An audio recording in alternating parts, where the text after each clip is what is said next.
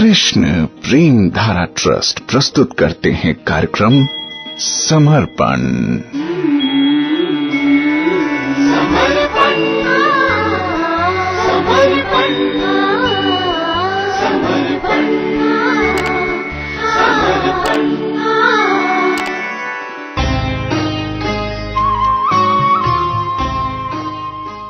कार्यक्रम समर्पण में आपके साथ हूं मैं प्रेम धारा। नमस्कार, कैसे हैं आप? आप सुन रहे हैं कि कैसे जड़ भरत जी ने, जो कि परम भक्त हैं भगवान के, उन्होंने राजा रघुगण को बड़े ही सुंदर उपदेश दिए, जिसमें उन्होंने भवाटवी का वर्णन किया था। और भवाटवी का ये जो वर्णन था वो इतना डिफिकल्ट था, इतना कठिन था कि महाराज परीक्षित ने पूछ डाला कि ये जो भवाटवी है इसका आप स्पष्टीकरण कीजिए। और सुखदेव गोस्वामी जी वही स्पष्टीकरण कर रहे हैं। श्रीमद् भागवतम के पंचम स्कंद के 14वें अध्याय के दूसरे श्लोक में यस्यामो हा वा एते षडीन्द्रिय नामानाः कर्मणा दस्यव एव ते तद्यथा पुरुषस्य धनम यत् किंचित धर्मोपैकम। ये जो श्लोक है इस पर चर्चा हो रही है, जहां पर सुखदेव गोस्वामी जी कह रहे हैं कि जो संसार रूपी वन है ना, इसमें जब जीव चला जाता है तो सोचिए उसकी अपनी इंद्रियां डाकू बन जाती हैं। सोच रहे हैं कितनी बड़ी बात कह दी कि अपनी इंद्रियां डाकू बन जाती हैं।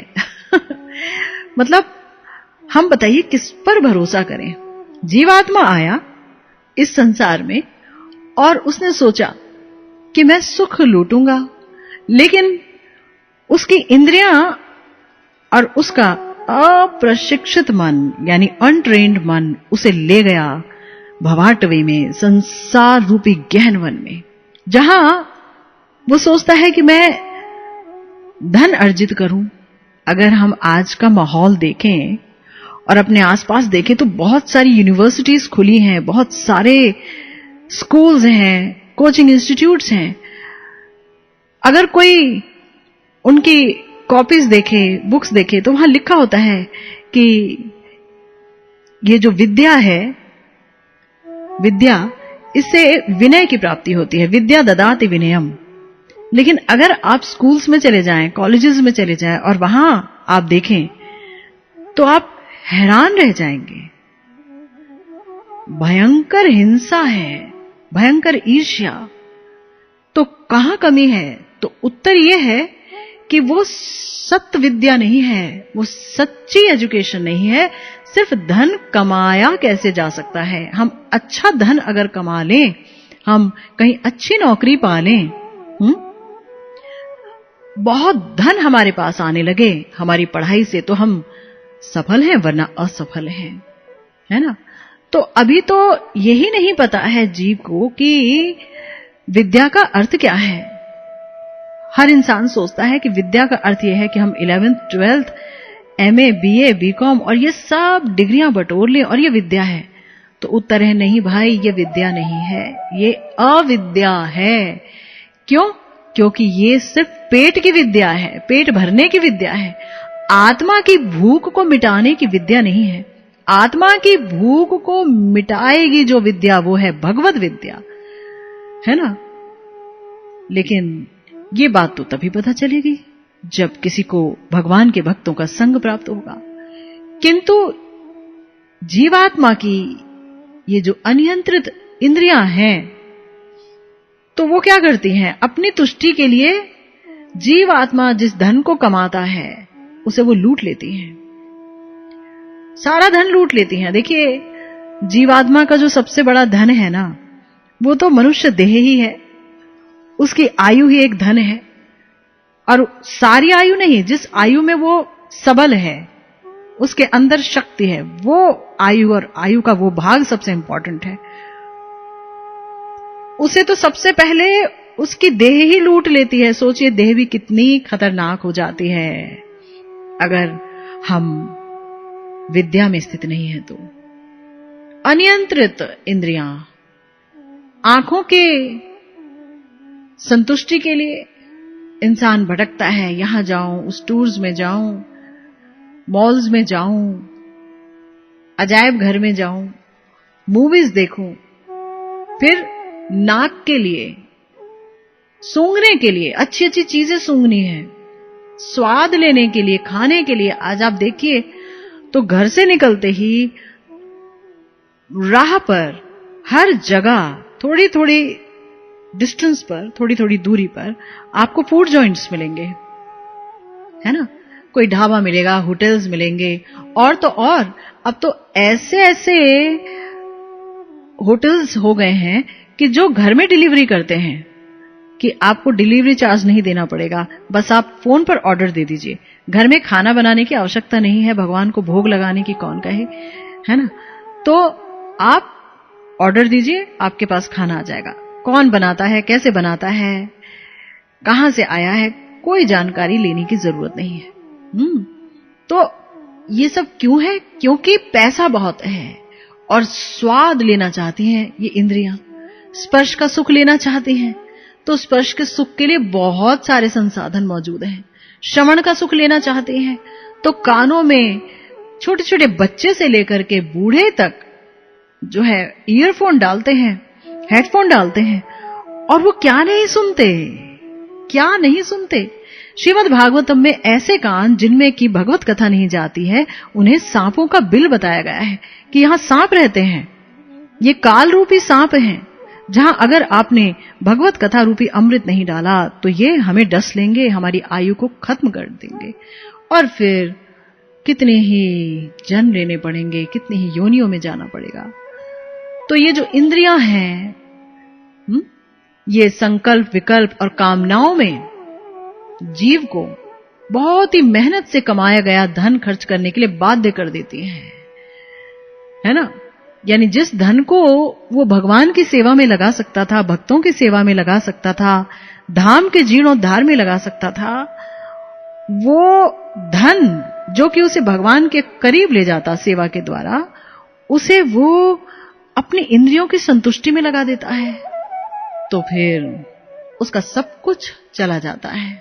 इसीलिए हमारे यहां पर जो संत हैं वो कहते हैं, मन पछतहिए अवसर बीते, दुर्लभ देह पाए हरिपद भजो, करम वचन अरुहीते, सहस बाहु दस बदन आदि नृप बचे न काल बलीते, हम करी धन धाम समारे अंत चले उठी रीते, सुत बनितादि जानी स्वारथ रत ना करू नेह सभीते, अंत हु तो ही तजेंगे पामर, तू ना तजय अबहीते, अब नाथ ही अनुरागु जागु जड़ त्यागु दुरासा जीते। देखिए बहुत सुंदर बात कह रहे हैं हमारे संत आचार्य लोग कि अरे मन, मनुष्य जन्म की आयु का ये सुअवसर अगर बीत गया ना तो सुन ले, तुझे पछताना पड़ेगा। इसे पाकर कर्म, वचन और हृदय से भगवान के चरण कमलों का ही भजन करो। याद रखो, सहस्त्र बाहु और रावण आदि राजा भी, यानी जिसके 10-10 सिर थे, ऐसा रावण जिसने समस्त ग्रहों को बंदी बना रखा था, जिससे सब डरते थे, वो भी बलवान काल से नहीं बच सके, उन्हें भी मरना पड़ा।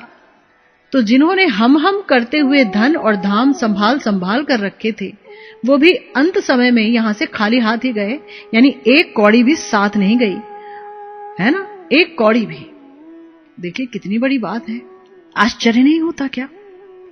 क्योंकि हम अपने बच्चों को शुरुआत से जब पढ़ा रहे होते हैं, उनको स्कूल भेजते हैं, और वो जब ABCD वगैरह सीखते हैं, तो उनको मन बहलाने के लिए हम उन्हें परियों की कहानियां सुनाते हैं, राजाओं की कहानियां सुनाते हैं, और उसके बाद जब और वो बड़े हो जाते हैं तो उन्हें कार्टून फिल्म्स दिखाते हैं। और फिर वो जो पढ़ाई करते हैं, कॉमर्स, मैथ्स, साइंस, जिसकी मैं बुराई नहीं कर रही हूं, लेकिन वो सारी पढ़ाई तभी सक्सेसफुल मानी जाती है जब कोई इंसान अच्छी नौकरी पाले, हम नौकर बन जाएं कहीं और अच्छा वेतन मिल जाए, बस ताकि हम अपनी इंद्रियों का सुख जुटा सकें, ताकि समाज में अपना नाम कमा सकें, ताकि लोग हमारा आदर कर सकें। तो हर चीज का पैरामीटर ही गलत है, मापदंड ही गलत बना हुआ है। धन सम्मान का मापदंड होता है क्या? धन सम्मान का मापदंड नहीं होता है। सम्मान का मापदंड यह है कि कोई व्यक्ति किस हद तक इस जगत को समझ पाया और उससे ऊपर उठ पाया और भगवान के चरणारविंदों का भजन कर पाया, वो है सम्मान का पात्र, वो है आनुगत्य लेने का पात्र, उसी का आनुगत्य लेना चाहिए। लेकिन हम ऐसा नहीं करते हैं, है ना। और याद रखिए, मनुष्य जीवन मिला है सिर्फ और सिर्फ और सिर्फ इस संसार रूपी वन से निकलने के लिए, भगवान को प्राप्त करने के लिए, उनके प्रेम को प्राप्त करने के लिए। तो हम भूल जाते हैं कि जिसने सब कुछ यहां प्राप्त कर लिया था, ऐसे राजा महाराजा भी बलवान काल से नहीं बच सके।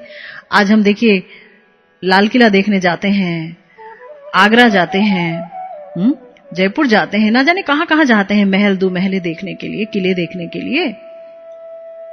और देखते क्या है, खंडहर। गाइड्स को लेते हैं, जरा बताना भाई यहां क्या था। वो बताते हैं यहां एक राजा हुआ करता था, ऐसा था, इतना ऐश्वर्य था। किसी के मन में ये प्रश्न नहीं उठता मगर कि वो राजा महाराजा सब कहां चले गए और उनका ऐश्वर्य कहां चला गया, और उनके महल में आज ये लाइन लगाकर टिकट खरीदकर लोग जा रहे हैं। ऐसी भी दुर्दशा होनी थी क्या कभी?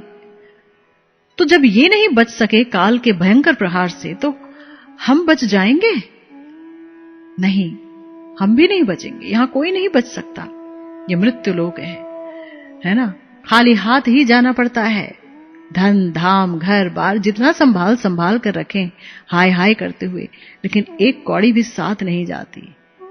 तो इसीलिए कहा गया है कि देखो, पुत्र स्त्री ये सब हमारे हैं, लेकिन तो भी ये अंत में हमें छोड़ देंगे। जैसे कि शरीर ही हमारा है, लेकिन तो भी शरीर हमारा कहां है, ये अंत में छोड़ देगा हमें।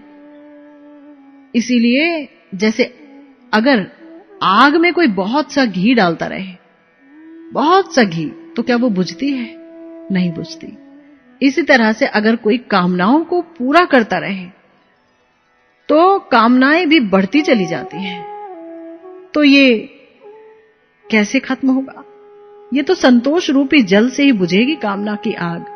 लेकिन संतोष तो तभी आएगा जब कोई भगवत भजन में लग जाएगा। तब वो इतना आनंद पाएगा, इतना आनंद पाएगा कि कहीं से उसे अगर कोई अभाव सताएगा तो यही कि हे प्रभु, आप कब दर्शन देंगे? हे प्रभु, आपके प्रेम में ऐसा डूबूं कि एक पल के लिए भी आपको बिसराऊं नहीं।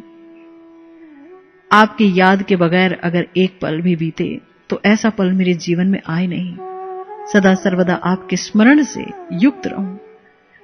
लेकिन ये तो वही कर पाएगा ना जिस पर हरि कृपा होती है, जिस पर भगवान के भक्तों की कृपा होती है, जो भगवान को अपना समझ लेता है, जो समझ लेता है इस संसार को कि ये गहन वन है, असार है, ये स्वप्न की तरह असार है, नश्वर है।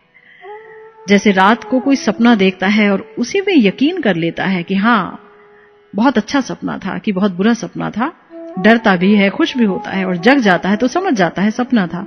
ऐसे ही तो ये जीवन स्वप्नवत बीत रहा है। तो ये हम कब समझेंगे? जिस दिन हम ये समझ जाएंगे, उस दिन समझ लीजिए कि इंसान सही रास्ते पर चला आएगा। जिस दिन हम श्रीमद् भागवतम के इस भवाटवी को समझ जाएंगे कि ये कुछ नहीं है, भवाटवी है और कुछ नहीं, तब बात बनेगी। इसीलिए तो हमारा प्रयास रहता है कि हम अपने शास्त्रों में जो बताया गया है कि मनुष्य जीवन कैसे समाप्त होता जा रहा है, इस पर विचार करें, इसे सामने लाएं। हमारे शास्त्र बहुमूल्य हैं हर व्यक्ति के लिए। हर व्यक्ति अगर उसे जानने की कोशिश करे, पढ़ने की कोशिश करे, तो वो समझेगा कि हाँ भाई, ये सब पर एप्लीकेबल है, सबका जीवन बीत रहा है। और जब तक सब लोग भगवान के चरण की शरण नहीं लेते, तब तक उनका जीवन व्यर्थ ही कहलाएगा। है ना सही बात? इसी चर्चा को जारी रखेंगे हम। सुनते रहिए समर्पण।